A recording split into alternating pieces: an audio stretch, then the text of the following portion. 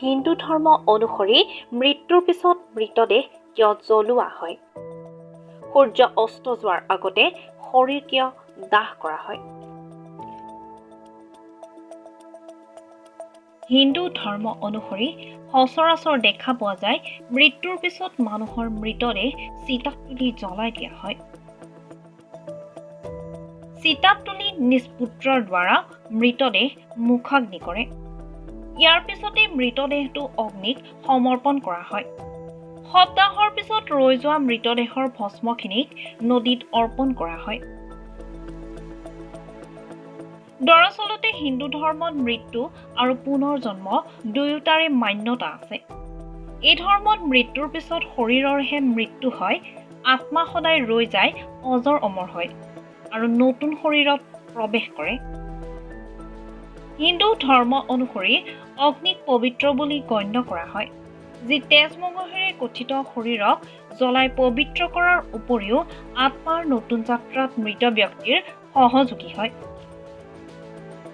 মান্যতা অনুসৰি পবিত্ৰ অগ্নিয়ে শৰীৰটো শুদ্ধ কৰে আৰু 5 তত্ত্বৰ দ্বাৰা নিৰ্মিত শৰীৰতো অগ্নিৰ সম্পৰ্কলৈ অহাৰ পিছত ভস্মলৈ পৰিৱৰ্তন হয় আৰু সেই ভস্মক গংগা নদীৰ নিচিনা পবিত্ৰ স্থানত উটুৱাই দিলে মৃত ব্যক্তিৰ আত্মাই মুক্তি লাভ কৰে।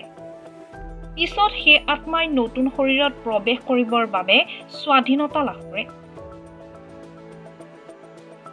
ইয়াৰোপৰি হিন্দু ধৰ্মত সূৰ্য অস্ত যোৱাৰ আগতে পাৰ্থিৱ শৰীৰৰ দাহ কৰাৰ নিয়ম আছে।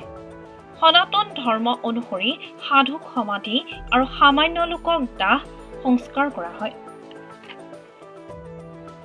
দৰাচলতে সাধু সন্তসকলক সমাধি এইবাবে দিয়া হয়, তেওঁলোকৰ শৰীৰটো ধ্যান আৰু সমাধিৰ দ্বাৰা উৰ্জাৰে গঠিত তথা বৈৰাগী হয়। সেয়েহে তেওঁলোকৰ মৃত্যুৰ পিছত মৃত শৰীৰ প্ৰাকৃতিকভাৱে বিকশিত হ'বলৈ দিয়া হয়। আনহাতে সামান্য লোকৰ মৃতদেহ এইবাবে জ্বলোৱা হয় যাতে তেওঁলোকৰ শৰীৰৰ প্ৰতি থকা আসক্তি নোহোৱা হয় আৰু বিভিন্ন বেমাৰৰ বীজাণু মৃত শৰীৰৰ লগতে নষ্ট হয়। শাস্ত্ৰ অনুসৰি 5 বছৰৰ তলৰ শিশুক মাটিত পুতি থোৱা হয়। ইয়াৰ কাৰণ হৈছে 5 বছৰৰ তলৰ শিশু সাধু সন্তৰ দৰে মোহমায়াৰ পৰা বিৰত থাকে। গৰুড় পুৰাণ অনুসৰি অন্ত্যেষ্টি ক্ৰিয়া কৰাৰ কিছু নিয়ম আছে, য'ত মৃত ব্যক্তিৰ আত্মাই মুক্তি লাভ কৰাৰ লগতে পুনৰ জন্ম লাভ কৰিব পাৰে।